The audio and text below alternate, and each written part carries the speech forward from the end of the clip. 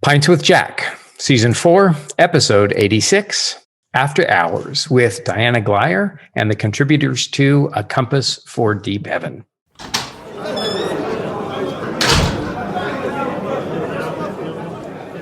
Well, welcome everyone. Pints with Jack is your weekly C.S. Lewis podcast where David, Matt, and I break down and discuss the works of C.S. Lewis. This season thus far, we've eavesdropped on the conversation and correspondence of Screwtape, listened to his toast, and we have discussed the silver chair. And as the season draws to a close, we're interviewing different C.S. Lewis scholars. And today we're talking with Dr. Diana Pavlac Glyer, because today is the launch of her latest book, A Compass for Deep Heaven, Navigating the C.S. Lewis Ransom Trilogy. Now, as many of you will know, Professor Diana Glyer has appeared on our show a number of times before, but for those of you who have started listening, here's a little introduction. She is an award-winning writer who has spent more than 40 years combing through archives and studying old manuscripts of C.S. Lewis, J.R.R. Tolkien, and their friends. She's a leading expert on C.S. Lewis and J.R.R. Tolkien, and her book, The Company They Keep, changed the way we talk about these writers. Also, the follow-up to that book, not only about the writers, but about how to do what the Inklings did, a marvelous book called Bandersnatch, which I hope, Diana, you'll say a little bit more about. Her scholarship, her teaching, and her work as an artist all circle back to one common theme. Creativity thrives in community. And in 2016, she released Bandersnatch, a more popular and practical version of The Company They Keep. And as I said, she's talking to us about her new book, which is released today, A Compass for Deep Heaven, Navigating the C.S. Lewis Ransom Trilogy. Good to see you, Andrew. Glad to be here. We have also joining us a couple of other contributors to the book. Daniel Hsieh, who is an APU Honors English Master. He just completed his master's degree. His thesis was called A Path of Emulation, Entering the Literary Worldview of C.S. Lewis Through the American English Major. He lives in Southern California and found that his highlight of his undergraduate time was studying under Dr. Glyer. I can't imagine why. We're also joined by Rachel Roller, who is a PhD student at Notre Dame in analytical chemistry, so a real underachiever. She graduated from Azusa Pacific University in honors humanities as well as chemistry, while also playing the violin. She was 5 years old when her parents read her The Chronicles of Narnia, and her father read her the Ransom books when she was 10.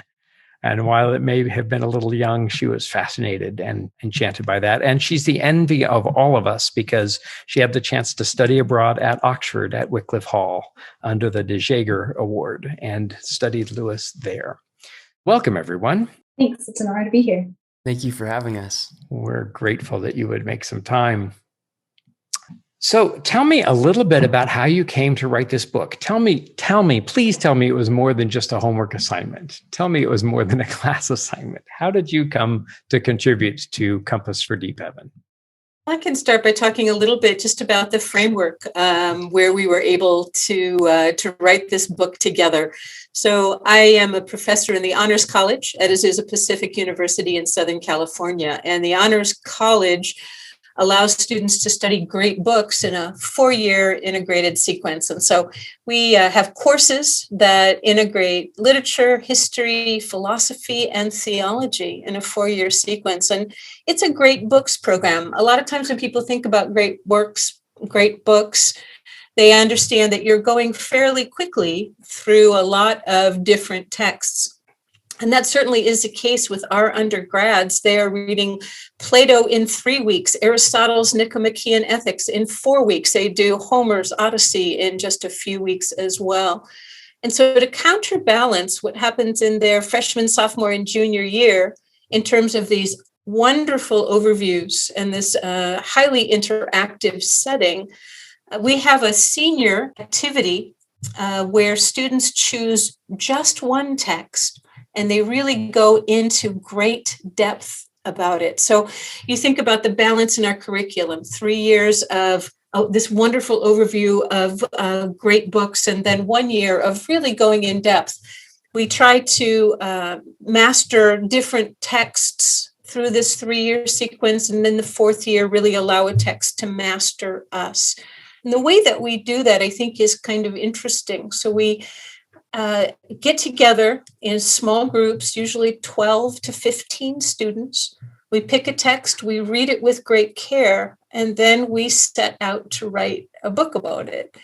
And so for a full year, for a full 12-month period, I got to work with an extraordinary group of scholars, reading and studying C.S. Lewis's science fiction trilogy, Out of the Silent Planet, Perelandra, and That Hideous Strength.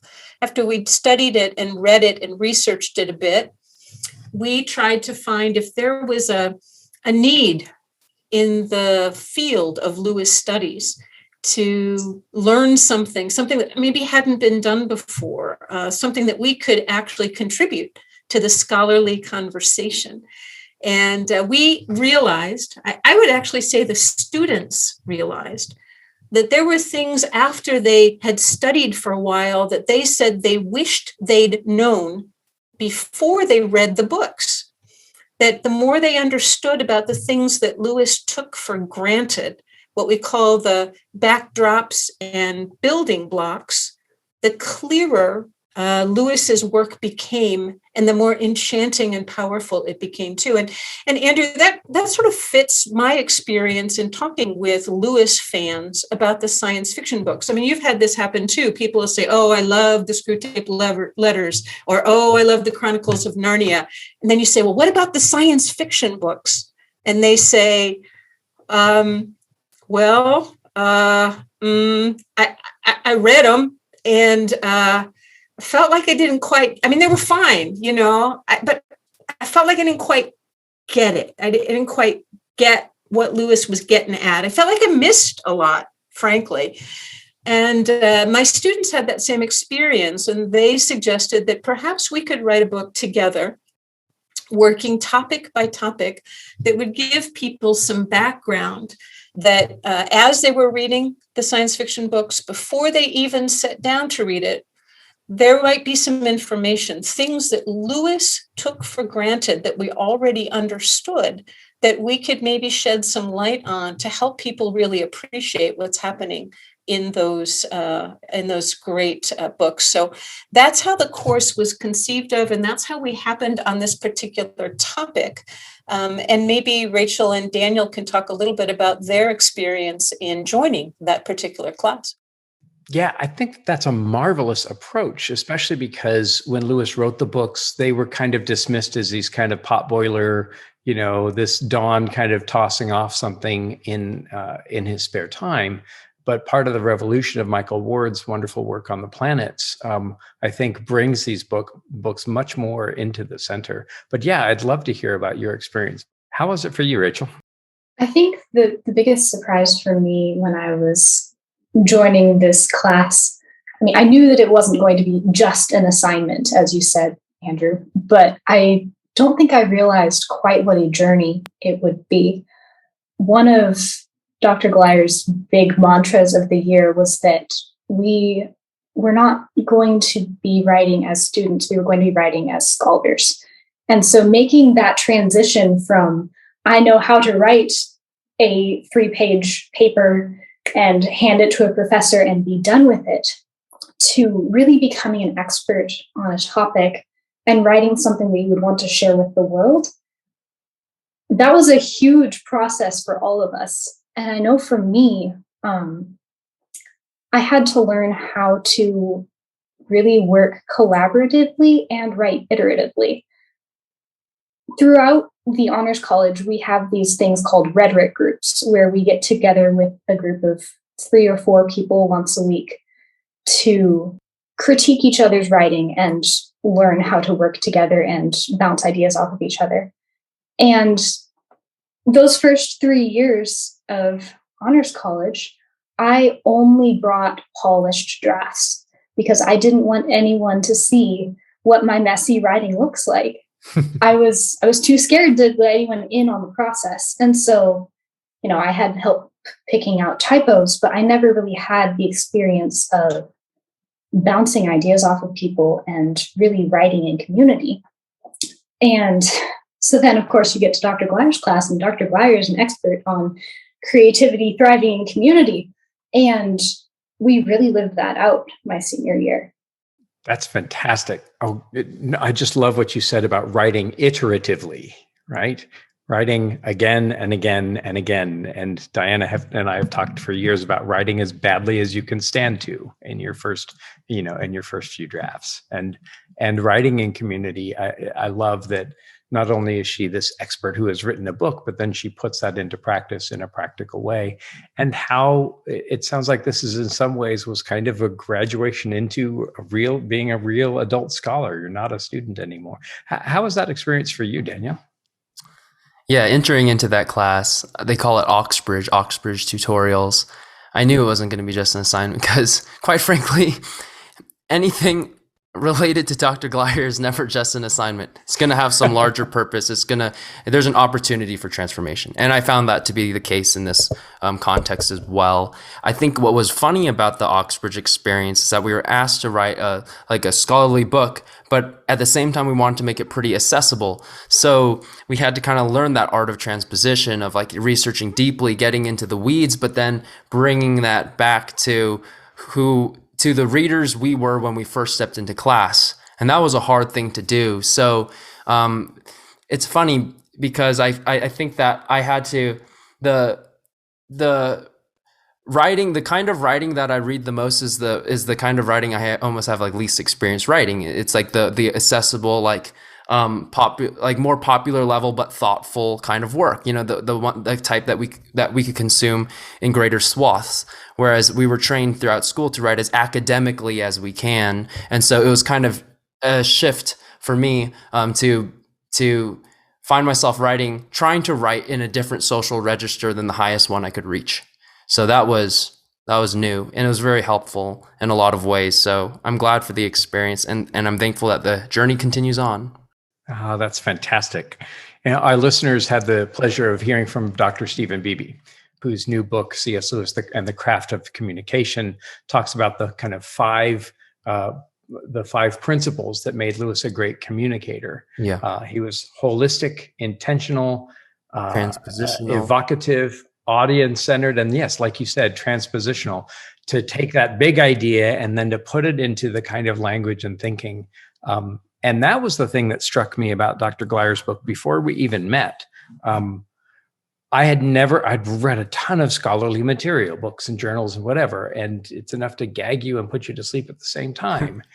And even reading her footnotes are just full of vibrant, good writing. And I just thought that I think that book is a real revelation. And as I complete my own work on Till We Have Faces, that's kind of the guiding light. I don't want to write two books on Till We Have Faces. I want to write one, but I want to make it so personable as well as scholarly. And I think that she's a great leading light in that. Well, I want to get into the book and I want to get into the essays, and we've got a few different questions that we sent along ahead. We don't have to get through them all. You can pick and choose your favorites. But let's start with the quote of the week. And I may ask one of you to read that quote of the week. Is one of you willing to do that for us? I can do it. Great, Rachel. Thank you. Joy, in my technical sense, never darted from Mars or the moon. This was something coarser and stronger. The interest when the fit was upon me was ravenous, like a lust. This particular coarse strength I have come to accept as a mark that the interest which has it is psychological, not spiritual. Behind such a fierce tang there lurks, I suspect, a psychoanalytical explanation. I may perhaps add that my own planetary romances have been not so much the gratification of that fierce curiosity as its exorcism. The exorcism worked by reconciling it with, or subjecting it to, the other, the more elusive, the genuinely imaginative impulse. That the ordinary interest in scientific fiction is an affair for psychoanalysts is borne out by the fact that all who like it thus ravenously, and equally by the fact that those who do not are often nauseated by it. the repulsion of the one sort has the same core strength as the fascinated interest of the other, and is equally a telltale.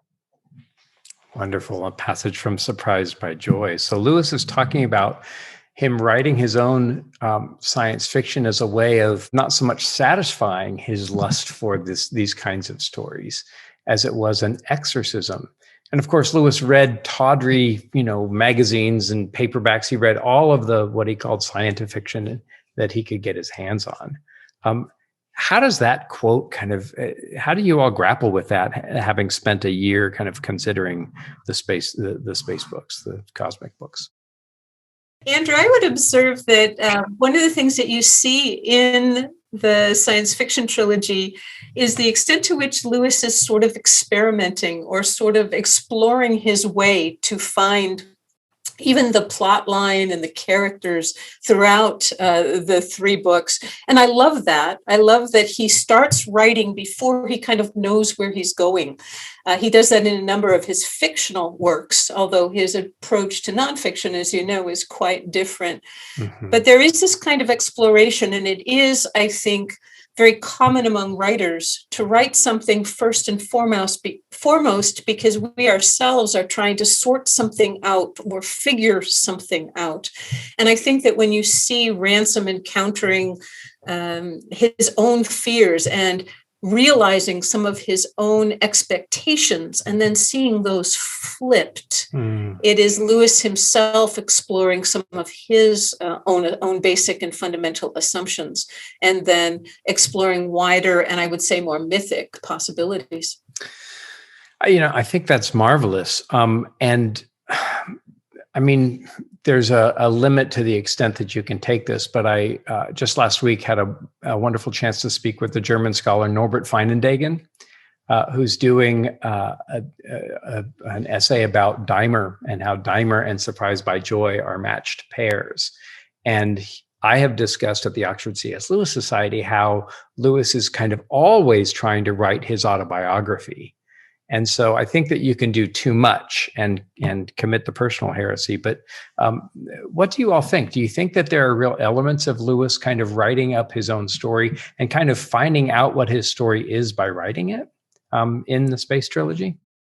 For sure. I think a clear example of that might be in Perelandra writing a poem so much earlier called The Floating Islands. And having that idea in his head, kind of like the Narnian tales, having that like image of the faun, and then working from that picture into something. And in his words, he knew he had the setting, the floating islands and the vegetation. Then something had to happen, and so the plot kind of like comes from the setting rather than him having a sequence of events first and then piecing in a setting and all that sort of thing. I think that that like way of writing, starting with an image and then building from that the characters and the plot, it's reflected in, I think, the feeling, the reading experience of, say, Perelandra. You really get immersed. Like the most dynamic thing about it, perhaps, is the setting, is the location that he puts you on, and then there are arguments to be had that his characters might not be as psychologically, dynamic, and they're sometimes a little bit more static. But really what is driving it maybe is that location. And as Lewis says elsewhere about good science fiction and kind of science fiction that just uses an external location to play out something that we already have stories for here on Earth. Like he like, in reflection of that and putting into practice his own view on that, I feel like he really creates new experiences, that it's not just our world recast on Mars, but it's we come back to Earth having an expanded vision of reality, because it wasn't just a story about a different reality, but was an expansion or an enlargement of our capacity to see reality. Yeah, I think that's really well put. And for our listeners who haven't yet read the Space Trilogy or read Lewis's background, he was really more interested not in the mechanics of the science fiction or the geography of the place, although he, I think, really has fun with geography. And admittedly, he's an imaginative person who, to amuse himself while falling asleep, would imagine landscapes and kind of create these different worlds. But I think that he was mostly interested in the spiritual ramifications of space travel. Where do you weigh in on that, Rachel? How does that kind of play a role in the creation of and was he successful in creating a spiritual world that was cohesive in the cosmic books?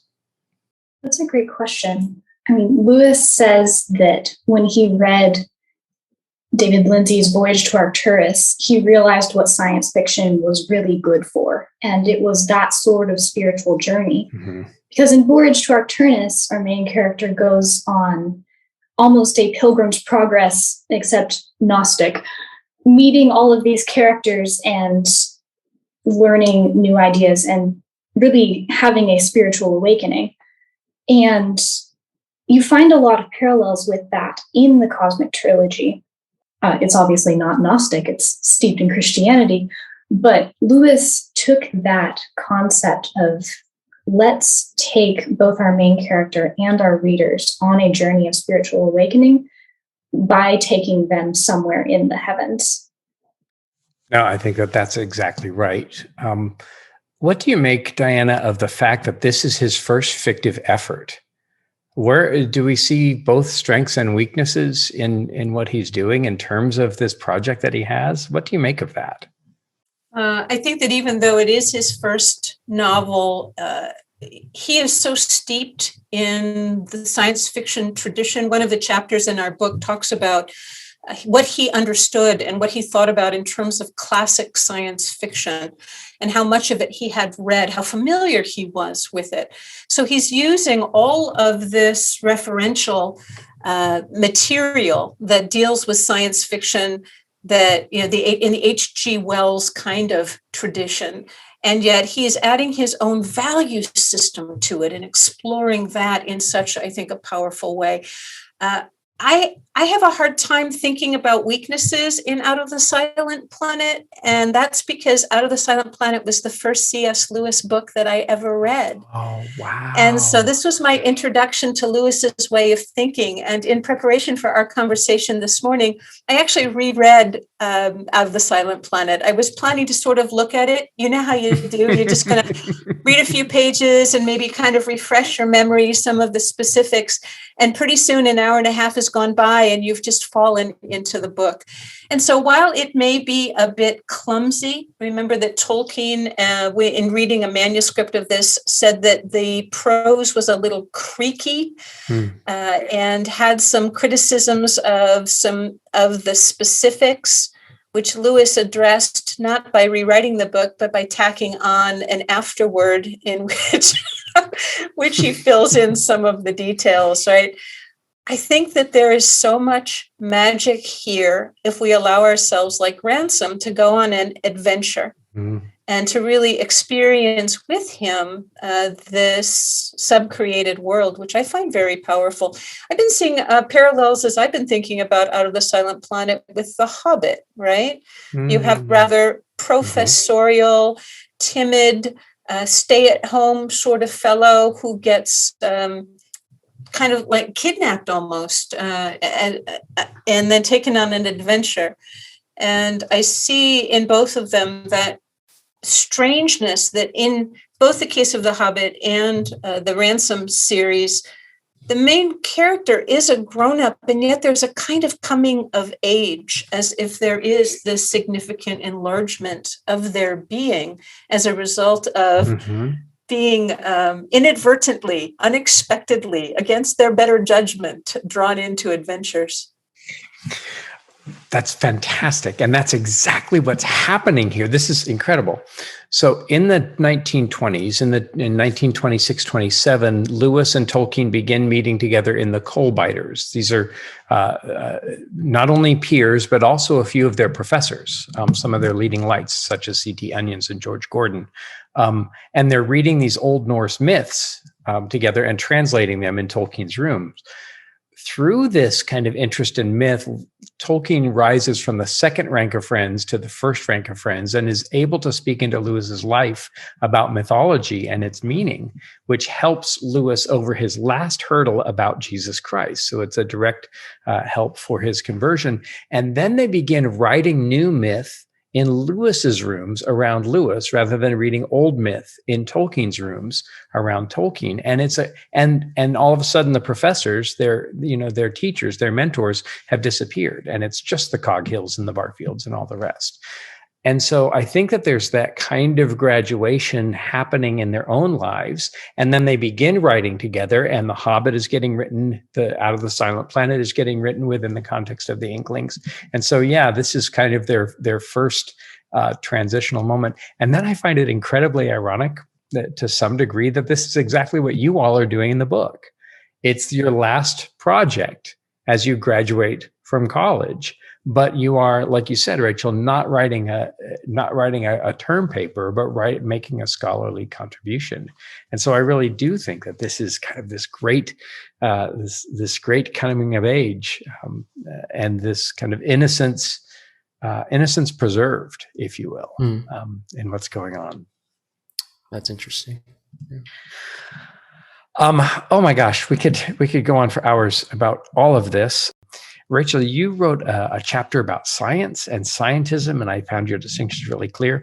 Daniel, you wrote a couple of chapters about Arthur and Merlin, and I think that this is one of the best Merlins ever portrayed, ancient or modern. And so I'd love to hear from either of you about your essays, what inspired you, and just a quick little bit about that, so that we can kind of lean into some of the questions that you all raise. Mm-hmm.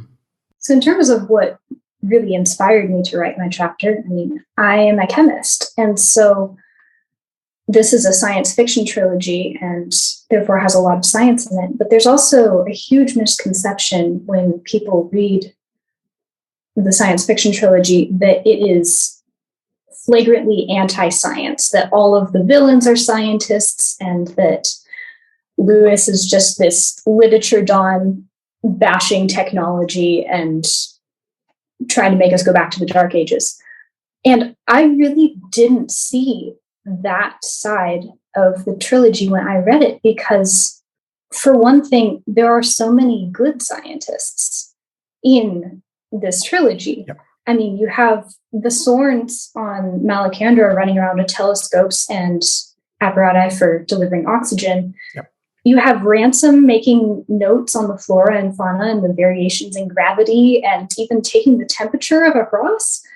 You have Dr. Humphrey in Paralandra examining a flower from Paralandra, quote, with the hands and eyes of a scientist. Ah, there you go. You have Grace Ironwood in That Hideous Strength, who is a medical doctor, and probably my favorite character, who is often overlooked in That Hideous Strength, is William Hingist. And he is the only scientist at the NICE who has an international reputation.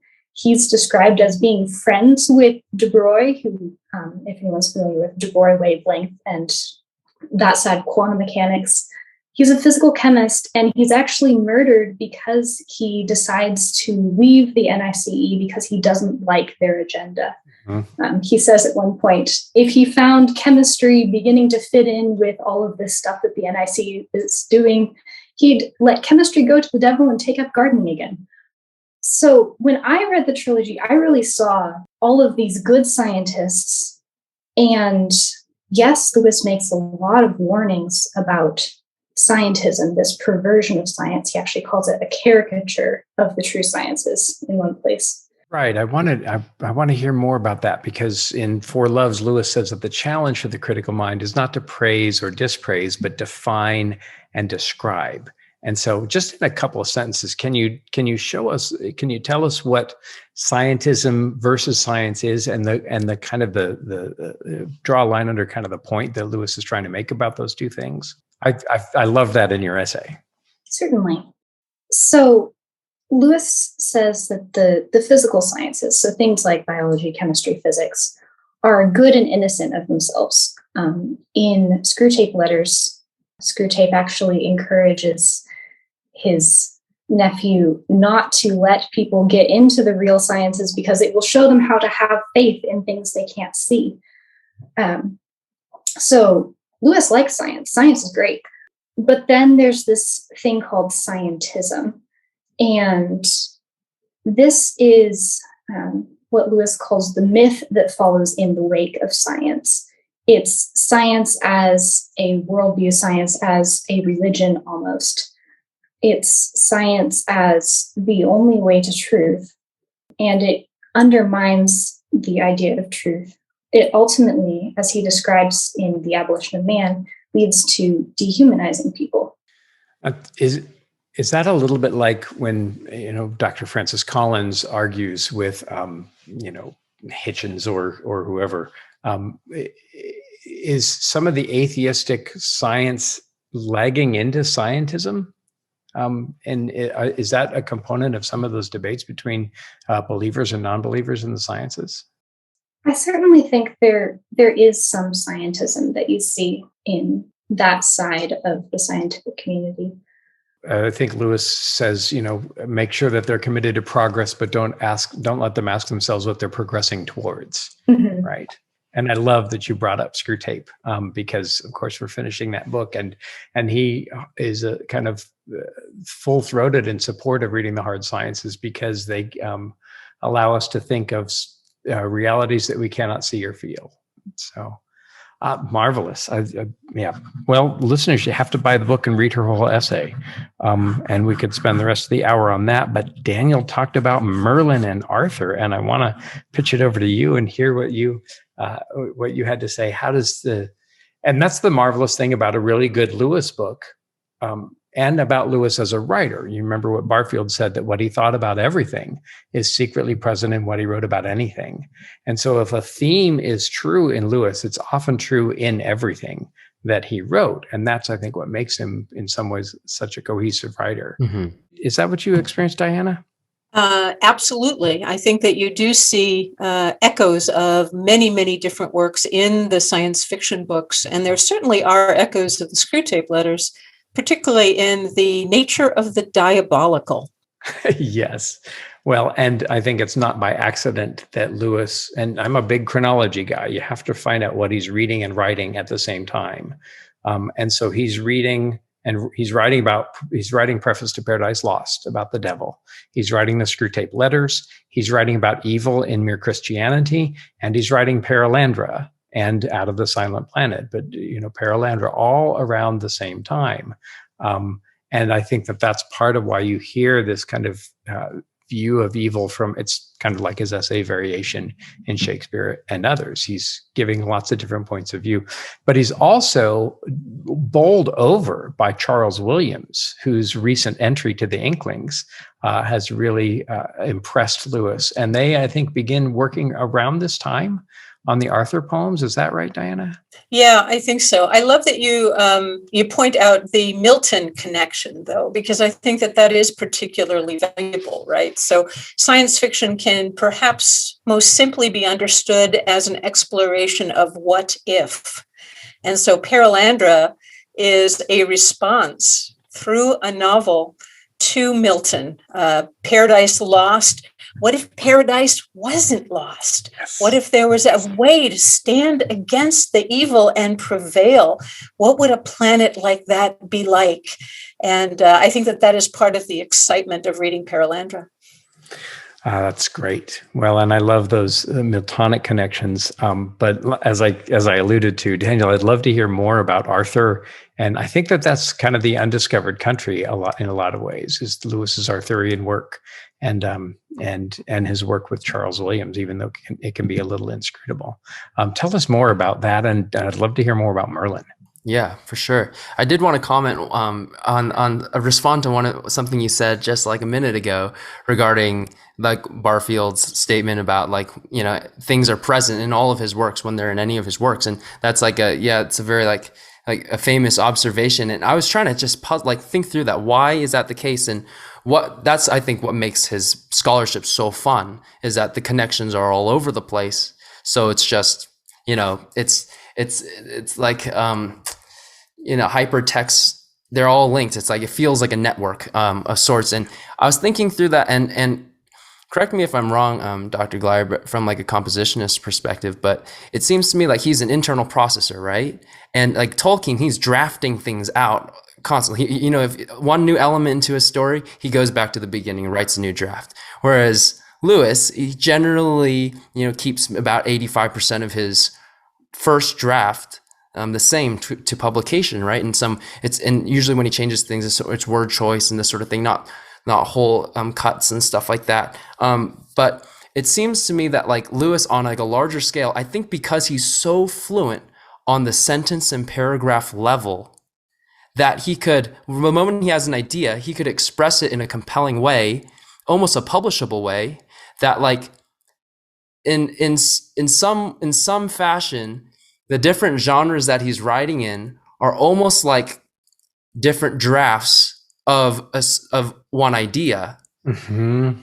It's just that he could produce, it escalates, it accelerates his like from germination to product really fast. And in a way, his books in different genres that constellate around one idea are loosely analogous maybe to Tolkien's multiple drafts of the same work in that one genre.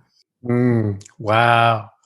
No, I think that there's a lot of merit to that. And I love that idea, especially as Lewis tries different genres for the same idea. Like with Till We Have Faces, he tried 2 or 3 different, attempts. And in his autobiography, one can argue that everything from Dimer all the way through A Grief Observed are spiritual autobiography. And so he's trying all of those different things on a meta level, trying to fit it all together and make it express. But then, as I'm sure Diana related to you in your class, I spent some time with Walter Hooper, who talked about Lewis's secretary, and he said that Lewis's compositional process was using a dip pen, and while he was dipping, he would think about the next 5 or 6 words, and then while he was writing, he would mouth them aloud under his breath as he was writing them. And so he's got this kind of universal, but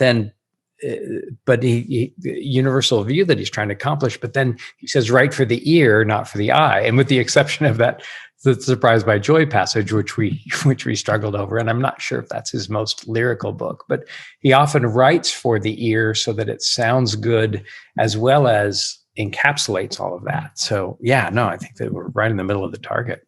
Yeah. And as Barfield says, I think it's located in C.S. Lewis speaker and teacher Carolyn Keefe's little collection. Mm-hmm. I think it's Barfield talking about Lewis as a conversationalist and how he was perhaps the most like fluent person he's ever encountered, Barfield on Lewis, and how Lewis was able to just put the sentences together at just like a rapid rate and in a compelling and coherent way. And so I think, Lewis at that level is just unparalleled. But go for it. I want to hear about Merlin, but I would have loved to hear Lewis freestyle. I would have loved to hear Lewis rap. I mean, the man could have killed.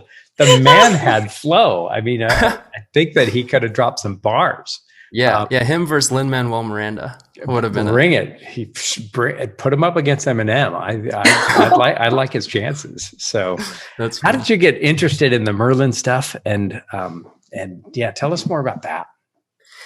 Yeah, I think that's one of the most puzzling parts of That Hideous Strength, and it comes in really early. It kind of like escalates and culminates towards the end in a very Arthurian way, but it's present right from the beginning of the conversations, the Dimbles. So, Arthurian legend. I guess like an overarching question might be, why did he incorporate Arthurian legend? What was his intentions? And that's how I'm going to try to approach it.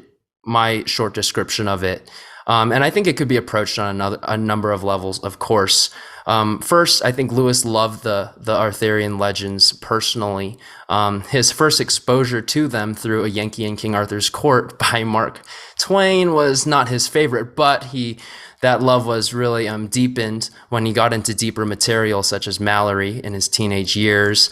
He studied Arthurian medieval texts professionally, Monmouth, Bede, Nennius, Lyman, Malory, Chrétien de Troyes, Wace, the Vulgate Cycle. He's very familiar with some of these more than others, perhaps like the Brute. But he was steeped in it professionally, personally, and from a young age. So that's one reason I think is just his personal love for it. He was surrounded by people. This is second. He was surrounded by people who loved the Arthurian legends. A lot of the major Inklings wrote Arthurian works. Some less known: Barfield, The Quest of the Sangreal; Lewis, of course, THS, but also a longer narrative poem called Lancelot; and Tolkien, The Fall of Arthur; and most importantly and most significantly and most copiously is Williams, Taliesin through Logris, his Arthurian poems. But he also was the only inkling to really attempt a nonfiction work on King Arthur, the figure of Arthur, which he never finished, which Lewis, as a sort of tribute to him, edited and published posthumously as The Arthurian Torso. And I think that a lot of Williams' ideas, particularly about a Williams vision of Logris, the power and the spiritual significance of the Grail, they're all very much a part of That Hideous Strength. Some even call That Hideous Strength the Williams novel written by Lewis, or something along those lines, because it bears his imprint so much. And then thirdly, I think, and most interestingly, perhaps Lewis had to bring in the Arthurian legends because he wanted to conjure to mind the spiritual heritage of Britain. And the Arthurian legends is, if we were to use the phrase of Dimble later on in THS, Britain's haunting. That the Arthurian legends were the pictures that the landlord, if we were going to riff off of The Pilgrim's Regress and History, the Hermit, the pictures that the landlord was sending to these people to woo them back to himself. And in a way, if he's going to incorporate the spiritual heritage of Britain, he was almost backed into the Arthurian legends because there's so much a feature of that island's spiritual literary expression of a spiritual, like almost like a dispensation of sort. And it also brings to mind these systems of imagery. I think the Arthurian legends are a kind of system of imagery and Lewis speaks of this in his preface to the later publication of Dimer, like systems of imagery that express a very elusive longing, and the imagery, of course, can become idolatrous and it could break the heart of their worshipers, but it could also be used as the signposts that they are. And so I think that that's what he's doing. He's really reappropriating this system of imagery into embedding it into his cosmos in That Hideous Strength. But definitely many layers. And I think there are generally 4 elements that we could really seize upon. And the ones that I focus on in my chapter are on Merlin, Ransom as Pendragon and Fisher King, Logris, and Avalon. Yep. And I think that, we could spend all day on that as well. For our listeners who aren't really certain about what's going on, Logres is kind of the mythic England. Yes. Britain is the historical England, and Logres is the kind of mythic undercurrent that's going on. And you see those things kind of seeping through, yes, in Lewis's poetry. You see, I think, Reepicheep, as this marvelous kind of Arthurian knight. And then maybe even, and I'm sure I got this idea from somewhere else, I couldn't be this smart, Ransom is a kind of Galahad, right? Saving the grail of the Virgin in Perelandra, right? He's protecting this, and there's the association with the grail and the Virgin Mary. And Galahad is this kind of servant of innocence and purity. So you got that stuff coming all over the place. And then, of course, Tolkien, who wrote Lord of the Rings, and I'm overstating, which is my spiritual gift, to kind of slot between Troy, the end of the Trojan War, and the beginning of the Arthurian tales, right? He's writing a mythology for England, because a lot of the Arthurian stuff, the Gawain and stuff, they pick up from Troy, but there isn't that history in between. So Tolkien in some ways is saying, okay, maybe Aragorn is on some level the first kind of Arthurian type figure. That's fascinating. Yeah. And then it, picks up from there. How far off am I, Diana? Oh, maybe not so much. I want to circle back though, and challenge Daniel to get even more specific. So I'm thinking about the role of Merlin and how important he is. And a lot of times it's actually one of the most common questions that I'm asked when people find out that I study C.S. Lewis. And they put it this way. They say, what in the world is Merlin doing in that book? And how would you answer that question? What is he doing there? He's saving it. Well, not people say that what he's doing is smashing it to bits, but that's a different kind of thing. He just seems very out of place in some ways. And while you point out, I think wisely, that he's there in essence from the beginning, it feels jarring. And I think that Lewis is skillful enough that sense of bewilderment, that jarring sense of what in the world is he doing here, is on purpose in some ways. Can you help us understand Merlin's role and why it's so important that he be there in that book? Yeah, that is, I think, a common question is like, what is Merlin doing in here? And I don't remember too much about what Merlin is. So, how is this? Yeah, it's just like a confusing element, very disorienting at times. I think that Merlin can't be considered in isolation in that hideous strength in terms of the Arthurian elements. Really, I think it really ties back to Ransom as Pendragon. Pendragon meaning chief dragon, the mantle given to King Arthur and Arthur's father, Uther Pendragon, which is a title that, according to Monmouth, traces all the way back to Aeneas of Troy. So it's like it's embedded in this really large. What's the word that I'm looking for? Kind of like diachronic, like conception of universal Western European history.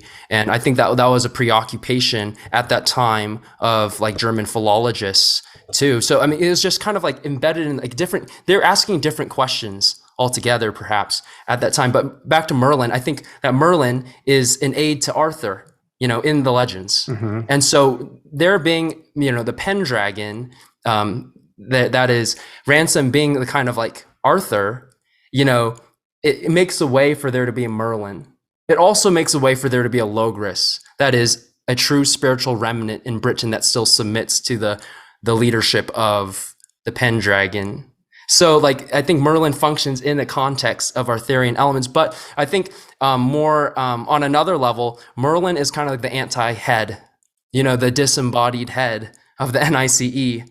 And I think like he's the opposite extreme, in the words of Dimble, the opposite extreme. I think a quote that clarifies it a lot is from that hideous strength. And he says, this is Dimble talking about Merlin. He's at the opposite extreme. He is the last vestige of an old order in which matter and spirit were, from our modern point of view, confused. For him, every operation on nature is a kind of personal contact, like coaxing a child or stroking one's horse. And if we were to take like a Barfieldian approach, we would call that maybe original participation or something. His consciousness is kind of embedded in the natural mythos around him. So he functions that way. I think we do a good job in science fiction and in like, Marvel and stuff like that to draw out the implications of our scientific and scientistic at times assumptions or dispositions, but we have a hard time imagining what it would be like to draw it the other way back into time and experience a unity of sorts between us and our consciousness and matter. And Merlin is shocking because we're not like acquainted with that kind of depiction of people and of consciousness, but I think he's there to counterbalance the NICE in a lot of ways. Oh my gosh. I think about another scene that a lot of people have trouble with in that hideous strength, right? And that's the animal stampede at the end, the animals rising up and taking their revenge in a way. And I can't help thinking about the scripture that says that if the people were silent, the rocks themselves would cry out. And I guess that's maybe one of the contexts in which I think Merlin is important, that reality itself is incarnate in Merlin. The rocks themselves cry out. Merlin himself, the earth, Britain itself, right? Logos itself, all of these things embodied, incarnate in Merlin, cry out at the injustice that's being perpetrated against the earth itself, right? Through the NICE.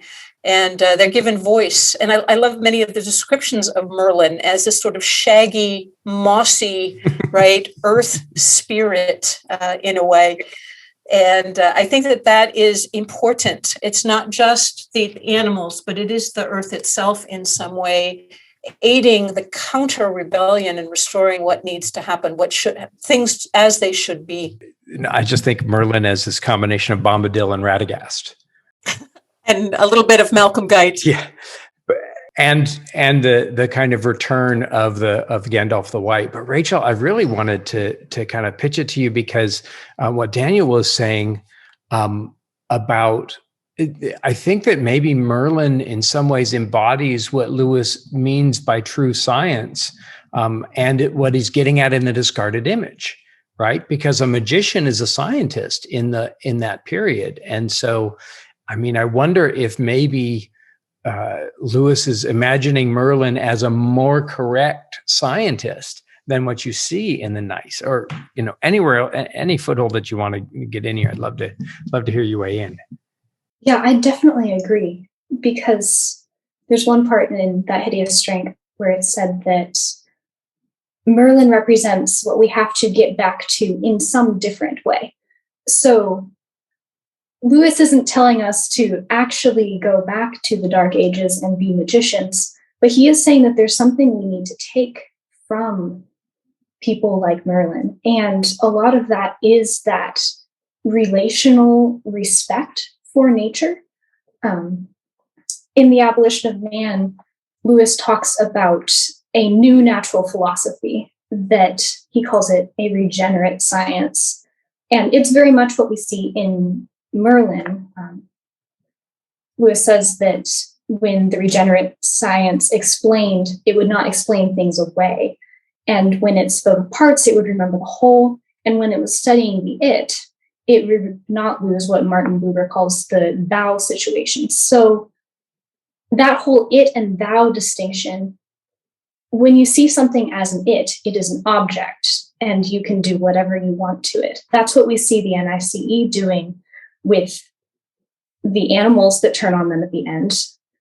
They're simply objects to be abused at will. That's also how the NICE treats the earth. You see horrible pollution of the river and just raising ragwood and this wholesale exploitation of nature. Mm-hmm. And so it makes perfect sense when at the end of That Hideous Strength, the earth itself rises up and you see landslides and earthquakes and the earth opening up to swallow people. Mm-hmm. And Merlin really is a counterbalance to that mm-hmm. He still has that relational view of nature. He wants to, when he first arrives, go out in the hills and fields and renew old acquaintance. The rules of his order forbid him from using an edged tool on any living thing. Mm-hmm. So we're not necessarily supposed to see a spirit in every tree or have some weird sort of like New Age pagan thing with the earth. But I think Lewis is calling us to see the natural world as not purely a natural object, as something that we should have respect for. No question. See that in Lewis's treatment of people throughout the science fiction trilogy as well, right? So you think about the boy at the beginning that the scientists are trying to, shove into the spaceship and take off to Mars. That objectivization, victimization too of individuals, as opposed to the value of each individual. So we often talk about reading The Abolition of Man in parallel with That Hideous Strength, but I think about the value of reading The Weight of Glory in companionship with these books, in which Lewis just illuminates so much an understanding of the importance and the value of each individual soul. Mm. Well, and I love too what you said, Rachel, about paganism, because having been raised in, for some time in an evangelical tradition, we often equate the word pagan with the word hedonist, right? Like he's a real pagan, which means he's out partying on Friday nights, but a pagan in Lewis's sense, and in the sense of the word, is one who believes in many gods. And Lewis called himself around this time a converted pagan in a land of apostate Puritans, right? And so he doesn't see paganism as an enemy. In fact, if Christianity isn't in some sense the fulfillment of paganism, if Christ isn't, as Malcolm Guide has famously said, if Christ isn't the green man, I think that we're missing the point. So much here. So at the end of each episode, we have done a little kind of Screwtapian do's and don'ts. And we've also done a section called Unscrewing Screwtape. How can we take Screwtape's bad advice and make it good? So I'm going to ask each of you for just one of either of those. What's a great takeaway? What's a great blessing? What will help our listeners as they trudge through their lives and Screwtape starts, jumping all over them in the middle of their weeks next week? What have you learned? What has been helpful to you? What has Lewis really granted you as a gift about the Space Trilogy that can help us in our practical discipleship? And as I keep coming back to, how can this help us love God and love our neighbor more, or better understand the love of God? What practical takeaways do you have? And I'll just open that up to anybody who wants to jump in first. I think one of the biggest gifts that Lewis gives me through the Space Trilogy is his very poignant portrayals of good and evil. I mean, the unmanned ripping apart the frogs is probably the chillingest evil I have ever heard. But then the Blessed Be He section, the great dance at the end of Paralandra, is probably the best depiction of goodness that I have ever seen. And so just that reminder of good and evil exist, and we can choose which side we are on. Sure. And I would say practically, listeners, pull out Paralandra and go to the end of it and read the Blessed Bees aloud. Read it as a group, as a liturgy. Do it in a room and read those aloud. I've done that before. It's incredibly powerful. Great. Thank you. Daniel, how about you? If you don't mind, in answer to this question, I just want to read this last paragraph of one of the sections from one of my chapters. And it's simply this. At the end of the novel, Ransom reveals the secret to St. Anne's success and a secret to spiritual success in general. He says that they had fulfilled what was asked of them, that they had obeyed and waited, quote. It is a hard lesson, especially when one's enemies are like the NICE, which is constantly moving, taking over colleges, starting riots, and obtaining emergency powers from the government. Sitting patiently and waiting like a fisher king in the rushing waters of modern society is no easy task. But in some circumstances, that might just be exactly what is required. Obey, wait. The gods are descending upon our heads. Yeah. What about you, Diana? Yeah, I love the way that Ransom models for us what happens in our life, or what can happen in our life, when we find ourselves in circumstances that are very different from what we planned. Maybe listeners can think about the last 14 months or so during the restrictions of the pandemic and say that I didn't sign up for this. I didn't expect things to look like this. Ransom finds that he's on an adventure that he didn't sign up for. And I love it that as he's living among the Hras, what he sees there, he experiences because he adopts the heart of a student, of a learner, of an observer. And I think that so much as we try to negotiate our difficulties, rather than fighting them or running away from them or whining about them and complaining, what happens in our heart when we say, I'm going to observe, I'm going to engage, I'm going to ask great questions, I'm going to learn all I can.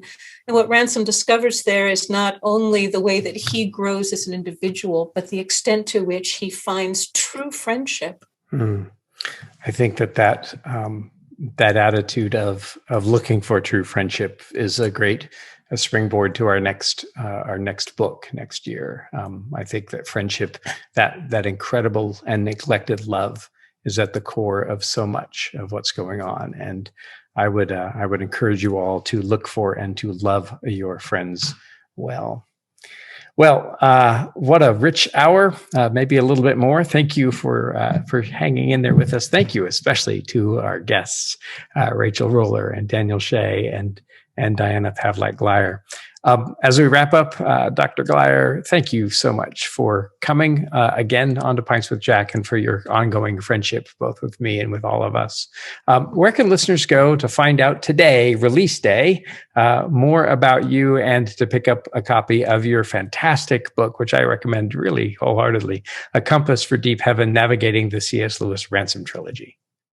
There's information about A Compass for Deep Heaven on Twitter. If you look for us, you'll see us on Facebook.